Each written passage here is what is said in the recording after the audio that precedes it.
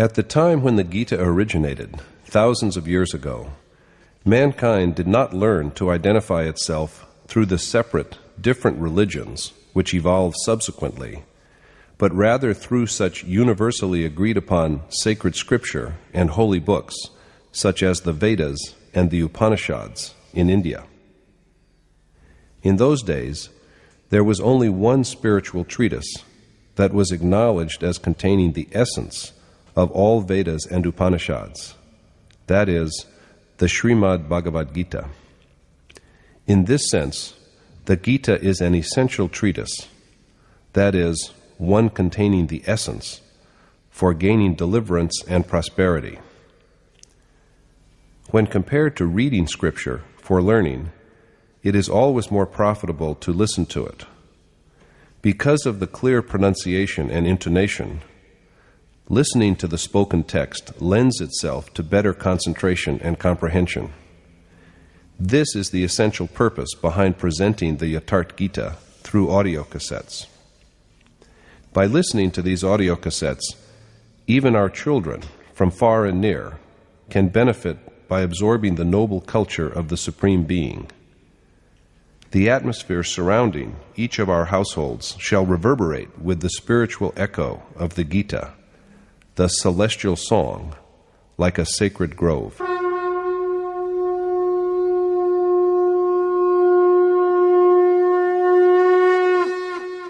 Om Shri Paramatmane Namaha.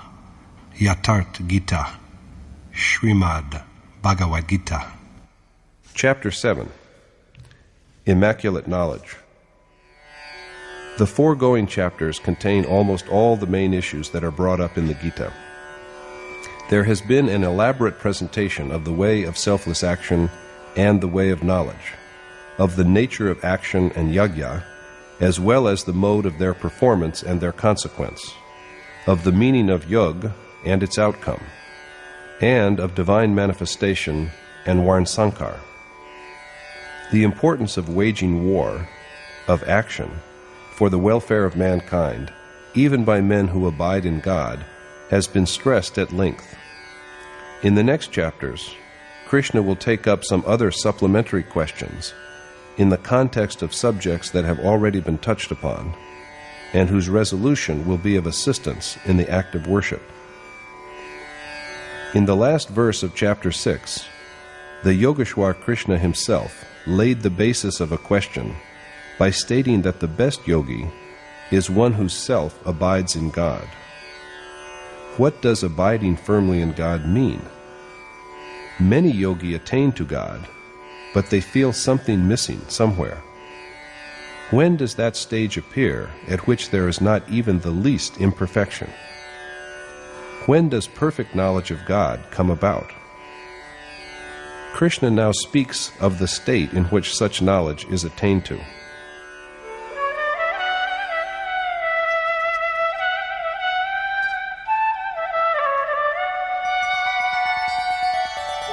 Mayyasaktamana partha yogam yunjanmadashrayah asaushayam samagram mam yatha gyasyasi tatshrinu.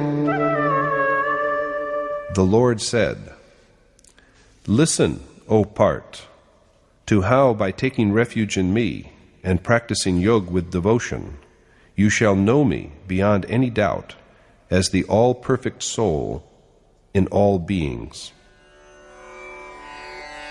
The essential precondition of this complete awareness of God should be carefully noted.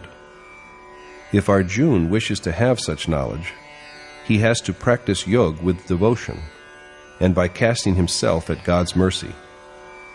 But there are several other aspects of the problem which Krishna is going to dwell upon, and he tells Arjuna to listen carefully to him so that all his doubts are resolved. The importance of perfect knowledge of the many glories of God is stressed again.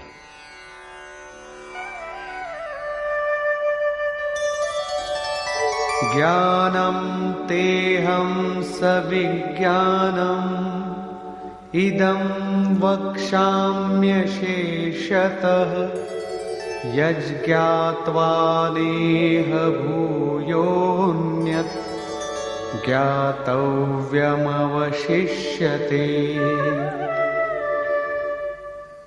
I shall fully teach you this knowledge, as well as the all-pervasive action that results from realization of God, Vigyan, after which there remains nothing better in the world to know. Krishna offers to enlighten Arjuna fully on the knowledge of God, along with the knowledge that is here called Vigyan. Knowledge is the attainment, in the moment of accomplishment, of the substance of immortality, Amritatva, that is generated by yajna. Direct perception of the essence of God is knowledge.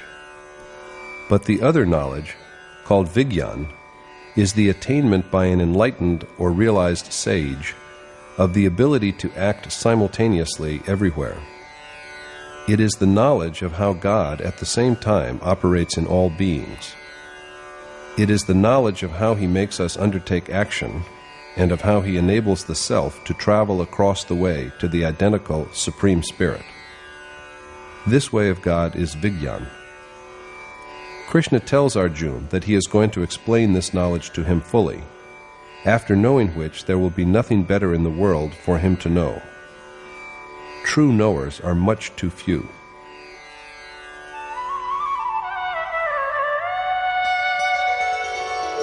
Manushyanam sahasreshu kaschidyatati siddhaye yatataamapi siddhanam kaschinmam vetti tatvatah.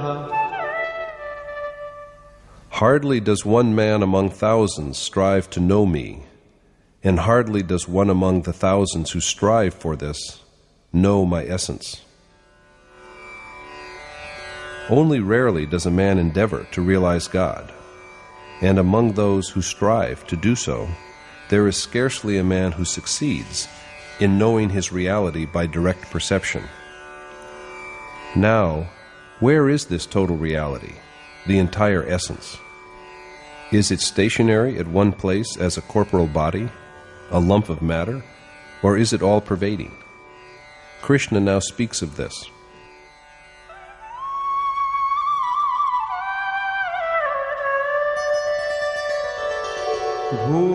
Bhumirapo nalo vayu kham mano buddhireva cha ahankara iti yam me bhinna prakritirashtadha.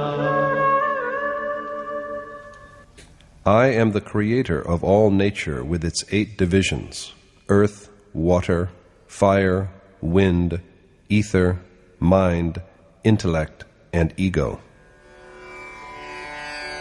From Krishna, God, has arisen nature with all its components. This nature with its 8 parts is the lower nature. Apareyamitastvanya prakritim vidhi me param jiva bhutam mahabaho yayedam dharyate jagat. This nature, O the mighty-armed Arjuna, is the lower, insensate nature. But against it there is my conscious, living nature, which animates the whole world. The nature with 8 parts is God's lower nature, dull and insensible. But along with this, there is His conscious nature, which impregnates and gives life to the whole world. But the individual soul, too, is nature, because it is associated with the other, lower nature. Etadyonini bhutani sarvani tyupadharaya aham kritsnasya jagatah प्रभवः प्रलयस्तथा. Know that all beings arise from these two natures, and that I am both the creator and the end of the whole world. All beings spring from these animate and inanimate natures. These are the two sources of all life. God, Krishna, is the root of the whole universe, both its creator and its destroyer. It springs from him and is also dissolved in him. He is the spring of nature as long as it exists, but he is also the power that dissolves nature after a realized sage has overcome its limitations. But this is a matter of intuition. Men have always been intrigued by these universal questions of creation and destruction, what is sometimes called doom. Almost all holy books of the world have attempted to explain these phenomena in one way or another. Some of them insist that the end of the world, or doom, is brought about by submersion under water, while according to others the earth is annihilated because the sun comes too close to it and burns it. Some call the event the day of final judgment, the day on which God judges all beings, while others explain away the idea of doom as a recurrent feature or as dependent on a specific cause. According to Krishna, however, nature is without beginning and end. Changes there have been, but it has never been completely destroyed. According to Indian mythology, Manu experienced a doom in which 11 sages had sailed by tying their boat to the fin of a fish to a towering peak of the Himalayas and found shelter there. In the sacred composition called the Srimad Bhagavad, which is contemporaneous with Krishna, God came down to earth for his pleasure, and dealing with his life and precepts, the sage Mrikandu's son, Markandeyaji, has rendered an account of the doom he claims to have seen with his own eyes. He lived on the north of the Himalayas, on the bank of the Pushpabhadra river. According to chapters 8 and 9 of the 12th section of the Srimad Bhagavad, the great sage Shaunak and some others told Sutji, a pupil of Vyas, the author of the Bhagavad, that Markandeyaji had had a vision of Balmukund, infant Vishnu, on a banyan leaf. But the difficulty was that he belonged to their lineage and was born only some time before them. And it was a fact that the earth was never submerged and destroyed after his birth. With all this, how was it possible that he had beheld destruction of the earth? What kind of deluge was it? Sutaji told them that, pleased with his prayers, God had manifested himself to Markandeyaji, who had then expressed his wish to see God's Maya, driven by which the soul has to wander through endless births. God had granted his wish, and one day, when the sage was sitting absorbed in contemplation, he saw towering, furious waves of the sea hurtling onto him from all sides. Terrible fishes leapt from the waves. He scurried here and there to save himself. The sky, the sun, the moon, heaven itself, and all the constellations were drowned in the flood. In the meantime, he saw a banyan tree with an infant on one of its leaves. As the child breathed in, Markandeyaji was drawn inside him by the inrushing air, and there he discovered his hermitage, along with the solar system and the whole universe, alive and intact.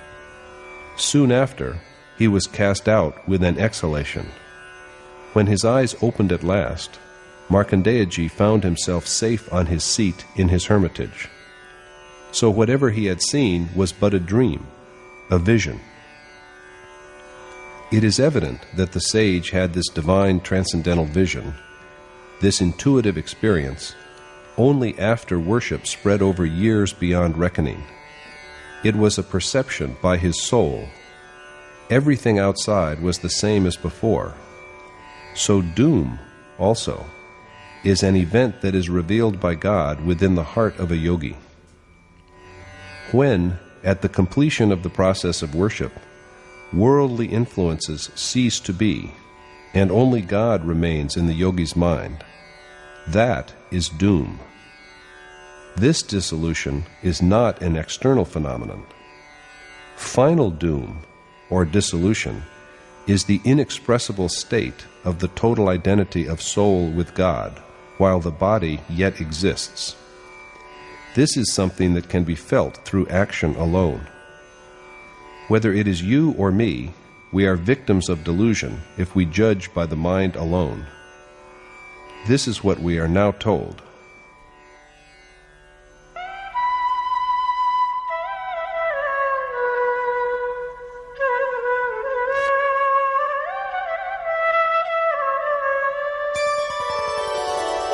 Mattah parataram nanyat kinchidasti dhananjaya mayi sarvamidam protam sutre maniganaiva. There is, O Dhananjay, not even one object other than me, and the whole world is linked up with me like the pearls of a necklace. There is absolutely nothing else except God, and the whole world is tied up with Him. But it is possible to know this only when, as it was said in the first verse of the chapter, one engages in yoga with total resignation to God, and never before this. Participation in yoga is an indispensable necessity.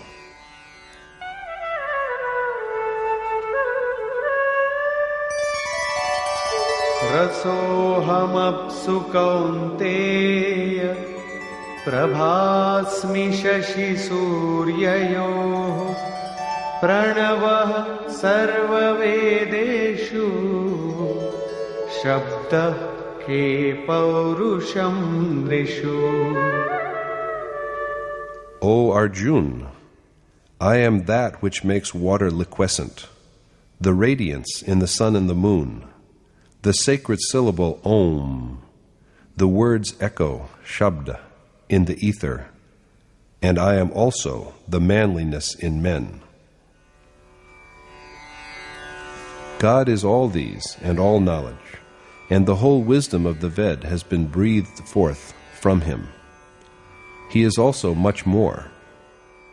Punyo gandha prithivyancha tejaschasmi vibhavasau jivanam sarva bhuteshu tapaschasmi tapasvishu. I am the fragrance in the earth, the flame in fire, the soul that animates all beings, and the penance of ascetics. God pervades the whole universe, the earth, the fire, all creatures, and even the severe spiritual austerities that are practiced by ascetics. He dwells in every atom.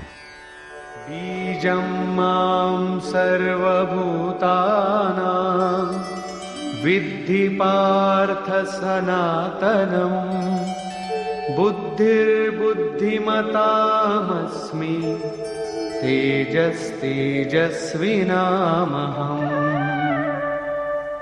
Since I am also the intellect in wise men and the magnificence of men of glory, know you, O Arjun, that I am the eternal fountainhead of all beings.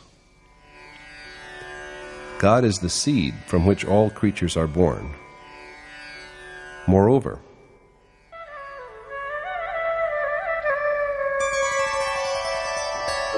balam balavatam chaham kamaraga vivarjitam dharma viruddho bhuteshu kamosmi bharatarshava.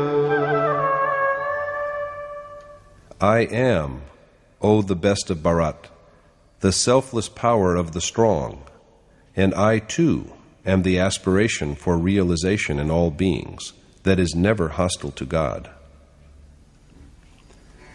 God is the righteous aspiration of the mighty, and also their strength which is free from all desire. Doesn't everyone in the world wish to be strong? Some endeavor to achieve it through physical exercise, and some through the amassing of nuclear weapons. But Krishna affirms that he is the strength that is beyond all desire and attachment. This is true strength. He is also in all beings the aspiration that is propitious for Dharma. God alone is the real Dharma. The immortal soul that holds all within himself is Dharma. And God is also that craving which is not inimical to Dharma. Krishna had prompted Arjuna earlier to aspire to the realization of God. All desires are forbidden, but yearning for the attainment of God is essential, because we cannot be inclined to worship in its absence. This hunger for God is also a gift from Krishna.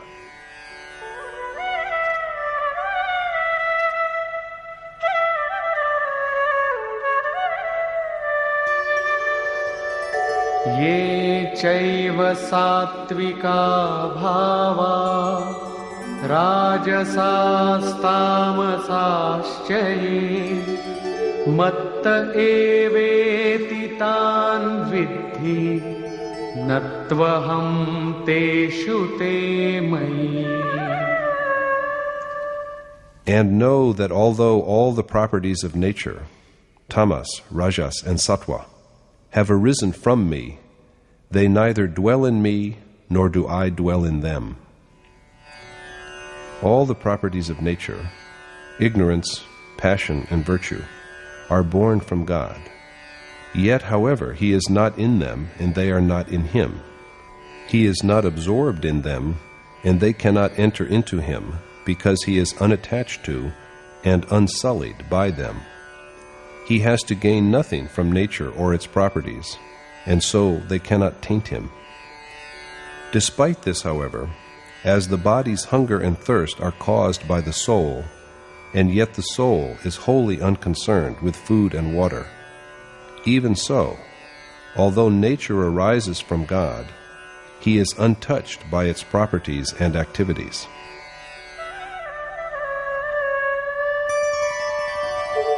त्रिभिर्गुणमयैर्भावैः एभिः सर्वमिदं जगत् मोहितं नाभिजानाति मामेभ्यः परमव्ययम्.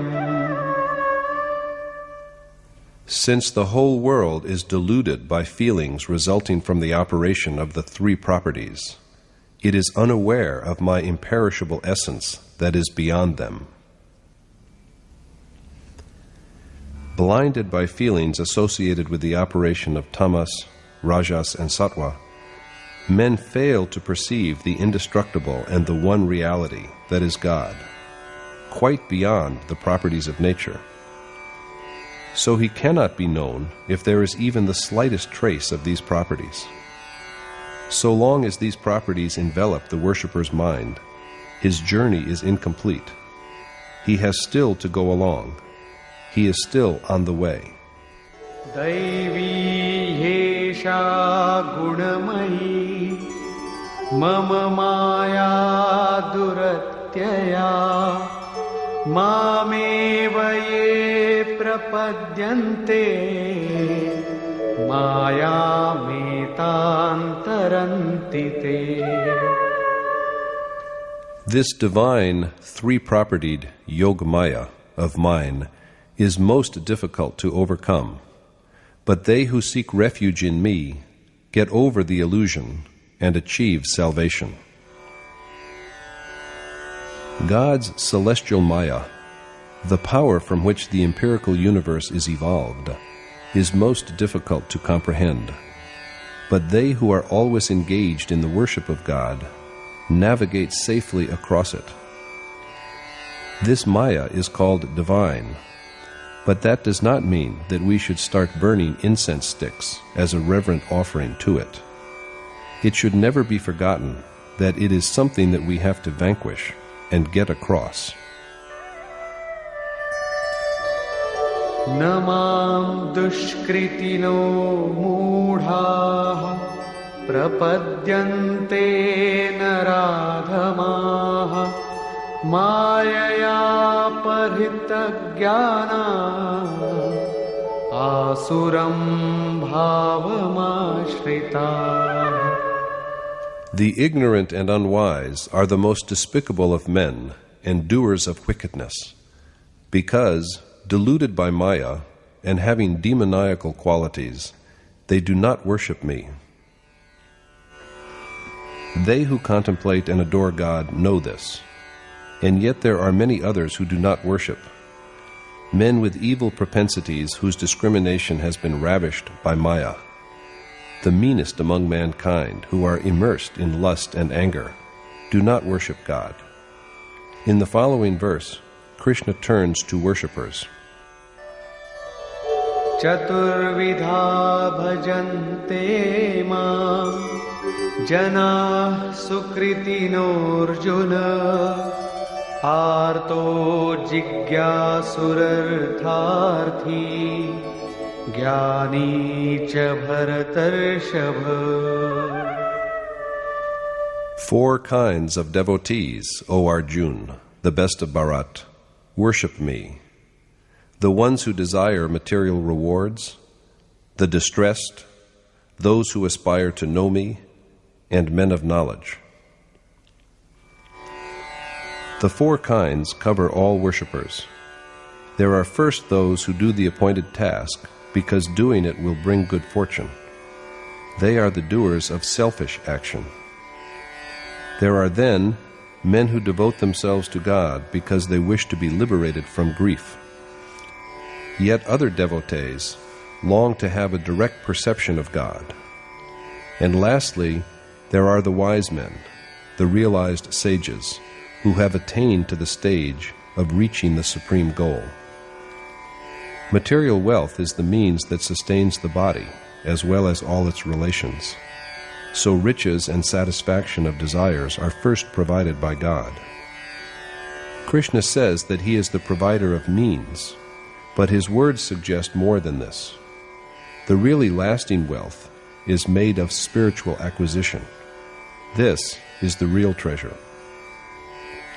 While a worshipper is busy toiling for material gains, God prompts him on toward spiritual achievements, because he knows that spiritual merits are man's real wealth, and that his worshipper will not always be contented with material acquisitions alone. So he also begins to bestow spiritual riches on him. Granting profit in the mortal world and support in the next world are both God's burden. Under no circumstance does he leave the worshipper unrecompensed. There are, then, worshippers with grief-laden hearts. There are also among worshippers of God men who wish to know him fully. Men who have attained knowledge of God by perception also worship him. Thus, according to Krishna, 4 kinds of men are his devoted adorers. But of all of them, the worshipper with the wisdom that comes from perception is the most superior. The significant point is, however, that this sagacious man is a devotee also. Among all these kinds, Tesham jnani nityayukta eka bhaktir vishishyate priyo hi jnaninotyartham aham sacha mama priyah. to the wise man of knowledge who worships me, the one God, with steady love and devotion, I am the dearest, and so is he to me. Of all worshippers, they love God most who have been enlightened by perception, and who therefore abide in him with single-minded devotion. This feeling is reciprocated, for God also loves this worshipper more than anyone else. This wise man corresponds to God, and Udara sarva evaite Jnani tvatmaiva me matam Asthita sahi yuktatma Mamevānuttamam gatim. although they are all generous because they worship me with devotion, the wise man of realization is, I believe, identical with me, his supreme goal. All the four kinds of worshippers are portrayed as generous, but what charity have they shown? Does God benefit by a worshipper's devotion? Do they give him something he does not have? Obviously, the answer to all these questions is a clear no. It is really God alone who is magnanimous. He is ever ready to save souls from degradation. So generosity is also a quality of those who wish that their souls are not debased. We have thus a case here of mutual charity. They are all, both God and his worshippers, generous. But according to Krishna, the worshipper endowed with knowledge is identical with him, because that discriminating worshipper dwells in him with the faith that he is his sublime goal. In other words, he is God. He is within him. There is no separation between God and him. The same idea is re-emphasized in the next verse.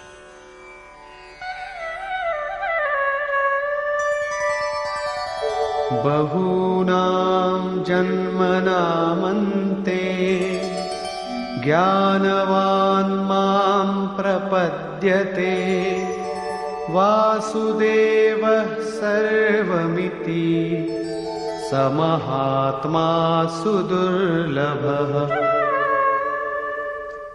That great soul is indeed most rare who worships me with the knowledge, acquired at the end of many births, that I, Vasudeva, am the only reality. The enlightened sage, who is at last blessed with perception after meditating for many births, undertakes divine adoration with the conviction that Krishna is everything. Such a sage is the most rare. He does not worship any external deity called Vasudeva, but rather feels the presence of God within his own self. This is the man with discrimination, whom Krishna also describes as a seer. Only such realized sages can instruct the human society that is outside them. These seers, who have directly perceived reality, are, according to Krishna, the most rare. So all men should worship God, because he is the giver of spiritual glory as well as pleasure. Yet people do not worship him. This paradox is accounted for in the following verse.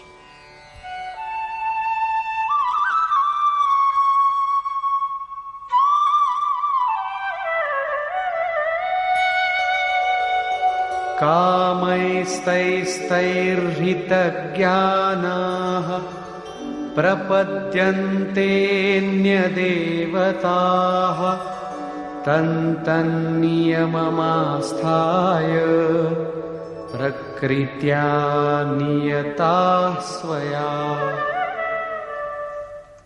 Driven by the properties of their nature, they who fall from knowledge desire worldly pleasures, and, in imitation of the prevailing customs, worship other gods instead of the one single God. Bereft of discernment because of their craving for sensual pleasures, ignorant men are unable to see that the enlightened sage, the accomplished teacher, and God alone have real worth. So, urged by their nature, or rather by the merits, sanskar, they have earned and stored through many lives, they resort to current creeds and practices, and devote themselves to the worship of other gods. Here, for the first time, the Gita makes mention of other gods with a small g. Yo yo yam yam tanum bhaktaha shraddhayarchitumicchati tasya tasya chalam shraddham tameva vidadhamyaham. It is I who bestow steadiness on the faith of covetous worshippers according to the nature of the gods they worship. It is God who imparts the quality of unflinching firmness to the devotion of worshippers who adore other gods because they wish for material rewards. It is God who makes the faith in other gods steady. Had these gods really existed, this task would have been accomplished by these entities themselves. But since they are only a myth, it is God who has to render the faith of worshippers in them firm and strong.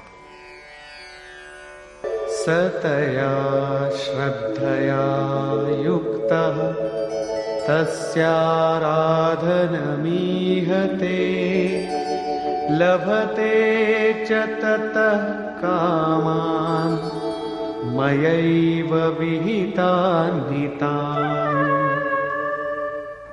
Possessing this strengthened faith, the worshipper devotes himself to his chosen deity with devotion, and through this undoubtedly achieves the enjoyment of desired pleasures, which are also appointed by my laws.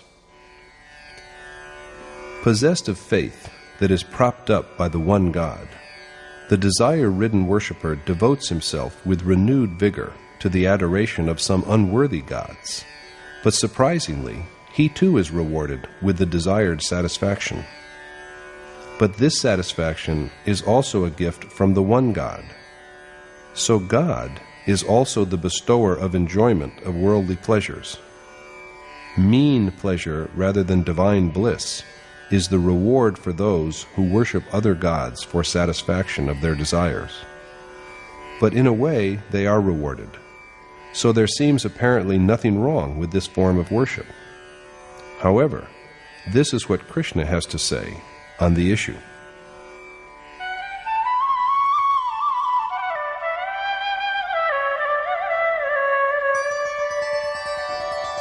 Antavattu phalam tesham tadbhavatyalpamedhasam devam devayajo yanti madbhakta yanti mamapi.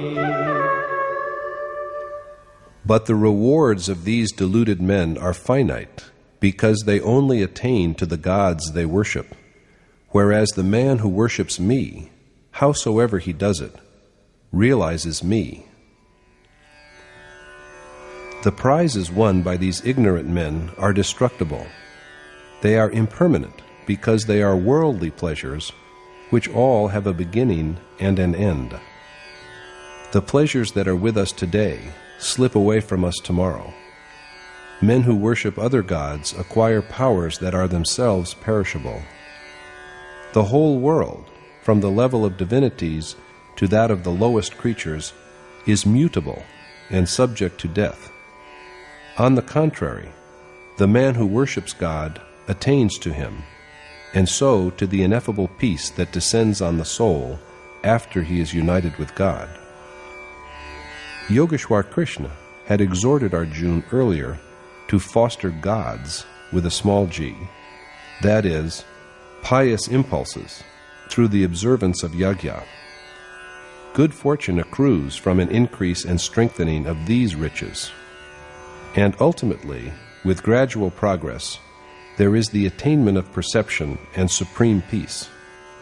In this context, the word gods, with a small g, represent forces of piety by which the divinity of God, the one God, is secured. These godly impulses that have to be fostered are the means for salvation, and their 24 attributes are enumerated in chapter 16. The righteousness which garners the sanctity of God within the worshipper's heart, is named God with a small g. It was at the outset something internal, but with the passage of time, people began to visualize these qualities in palpable forms. So idols were made, the karmakand was devised, and truth was lost sight of. Krishna has attempted to refute the misconception about gods and goddesses in verses 20 through 23 of the present chapter, naming, quote, other gods, quote, for the first time here in the Gita. He has emphatically said that they do not exist. Whenever faith declines or grows feeble, it is he who supports it and makes it firm, and it is also he who provides rewards for this faith. But these rewards are finite and perishable. Fruits are destroyed, gods are destroyed, and worshippers of these gods are also destroyed. So only the ignorant who are lacking in discrimination worship other gods. Later, Krishna will even go to the extent of affirming that such worship is itself an impiety, in chapter 9, verse 23.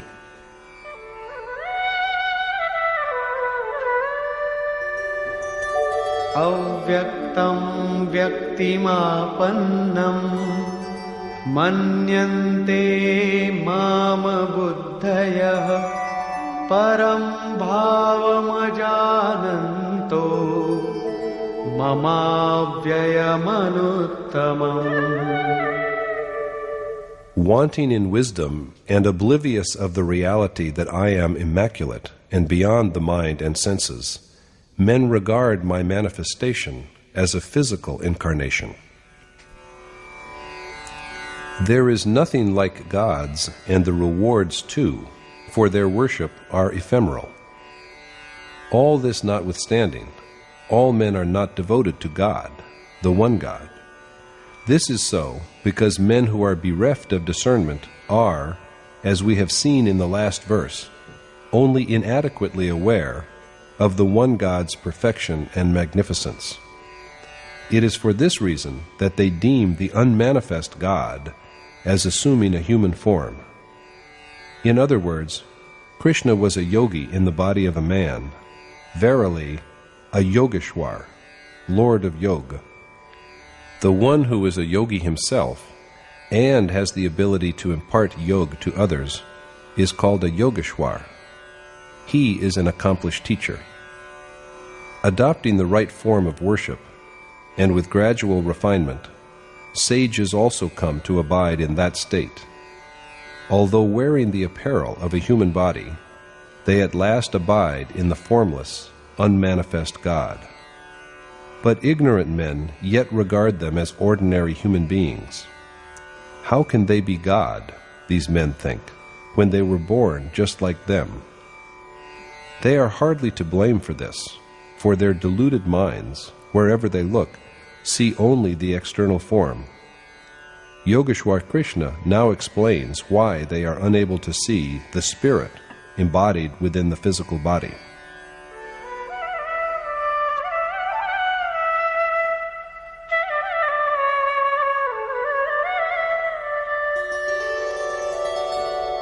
Naham prakasha sarvasya yogamaya samavritah mudhoyam nabhijanati loko mamajamauvyayam.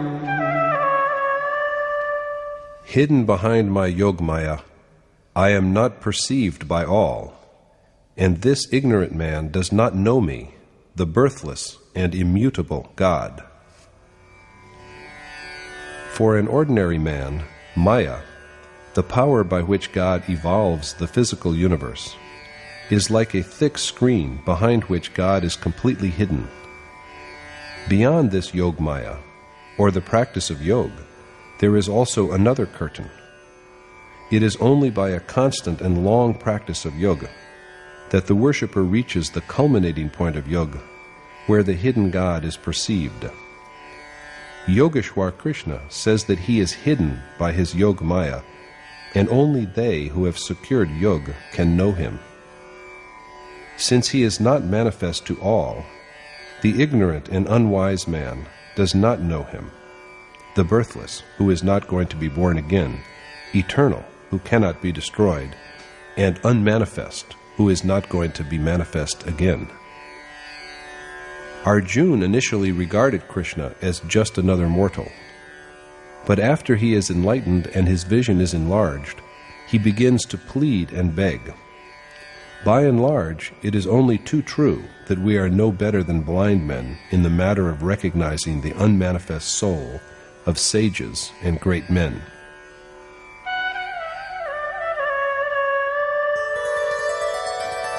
Vedaham samatitani vartamanani charjuna bhavishyani cha bhutani mam tu vedana kaschana.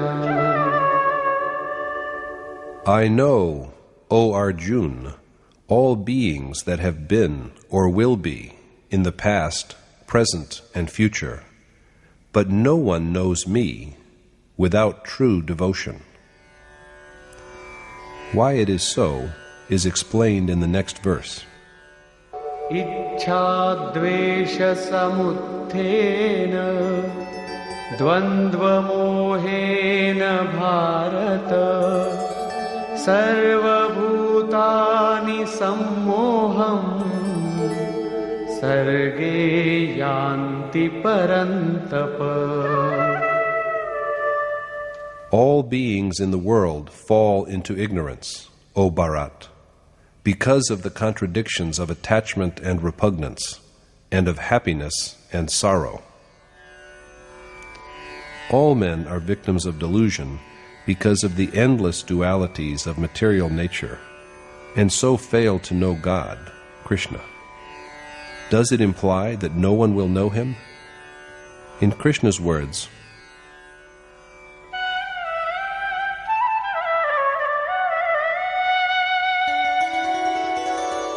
Yesham tvantagatam papam jananam punyakarmanam te dvandva moha nirmukta bhajante mam dridhavrataha. But they who worship me in every way are selflessly engaged in good deeds, free from sin and delusion, arising from the conflicts of attachment and repulsion, and of firm intent. Freed from evil and conflicting passions, the doers of virtuous action, which brings the worldly life of birth and death to a final end, and which has been variously described as worthy action, ordained action, and the deed of yajna, worship and adore him to achieve redemption. Here it is evident beyond any doubt that the way to God realization is according to Krishna only through an accomplished teacher, an enlightened guru. One who performs the ordained task under the guidance of such a mentor acquires mastery of spiritual capacity as well as perfect action. This is also further illustrated in the following verses. Jara marana mokshaya mamashritya yatanti ye te brahma tadvidu kritsnam adhyatmam karma chakhilam. Only they who strive for liberation from the cycle of birth and death, by finding shelter under me, succeed in knowing God, spiritual wisdom, and all action. Knowledge of God, of the kinship of the individual and universal soul, and of all action prepares a man spiritually to take refuge in God and seek the ultimate liberation. Along with this, साधिभूताधिदैवं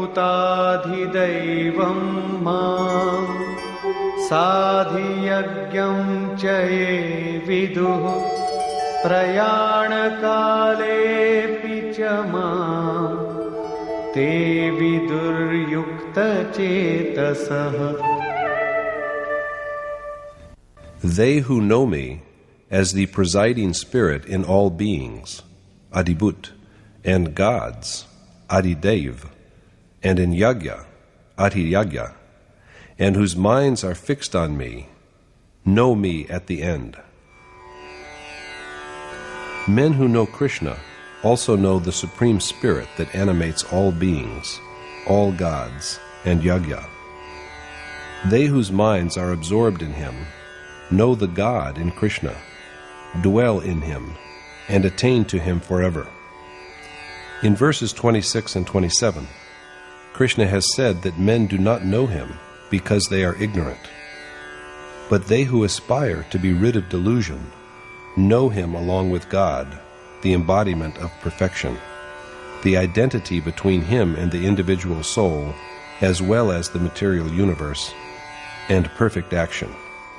In brief, the immaculate nature of the Spirit that dwells in all beings, gods, and Yagya. The source of all this is a seer, one who has realized the truth, a realized sage, an accomplished teacher. So it is not that this awareness is impossible to acquire, but there is an appointed way by following which alone can a man hope to possess this perfect knowledge. Conclusion. Yogeshwar Krishna has said in this chapter that they who surrender themselves to him and practice selfless action know him perfectly, but hardly one among thousands endeavors to know him, and hardly one among those who try really knows him.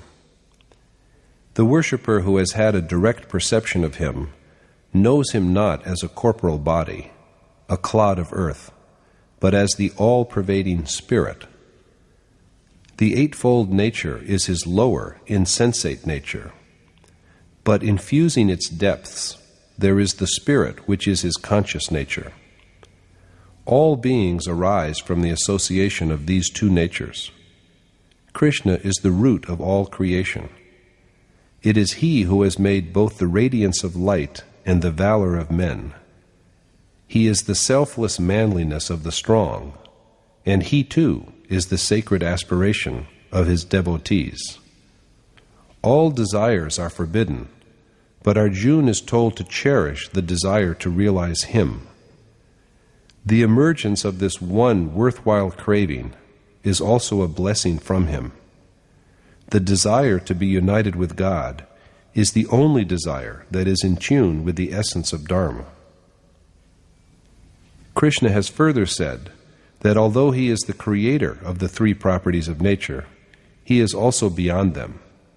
He has attained to the Supreme Spirit and dwells in him. But the deluded who are given to worldly pleasures worship other gods rather than him, although there is no such entity as these gods. But it is he, Krishna, again, who steadies their faith in the stone, water, tree, or whatever else they worship. It is also he who stands behind these objects to reward their worshippers with what they may yearn for, because there is in them, as such, neither any good nor any joy. Ignorant and unwise men do not worship him because, hidden behind his Yogmaya, he appears to them as just an ordinary mortal.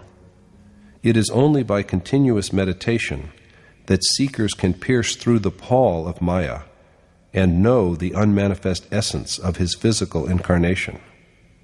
He cannot be known without this. He has four kinds of devotees: coveters of rewards, the distressed, men who desire to know him, and men of knowledge. The wise sage, who is at last blessed with perception after practicing meditation over the span of many births, becomes one with Krishna. In other words, it is only by contemplation through a number of lives that God can be attained. But men who are afflicted with attachment and aversion can never know him. On the other hand, they who perform the ordained action, which is worship, in a state of freedom from the delusions of worldly attraction and repulsion, and who are diligently engaged in contemplation to be liberated from mortality, know him perfectly. They know him along with the all-pervasive God, perfect action, adhyatam, adhidaiv, and yagya. They dwell in him and remember him at the end, so that they never lose his memory thereafter. The chapter may thus be summed up as a discourse on the perfect knowledge of God, or what we may call immaculate knowledge. Thus concludes the 7th chapter in the Upanishad of Srimad Bhagavad Gita on the knowledge of the Supreme Spirit, the discipline of yoga, and the dialogue between Krishna and Arjuna entitled Samagra Gyan, or Immaculate Knowledge. Thus concludes Swami Adgadanand's exposition of the 7th chapter of the Srimad Bhagavad Gita in Yatharth Geeta. Hari Om Tat Sat.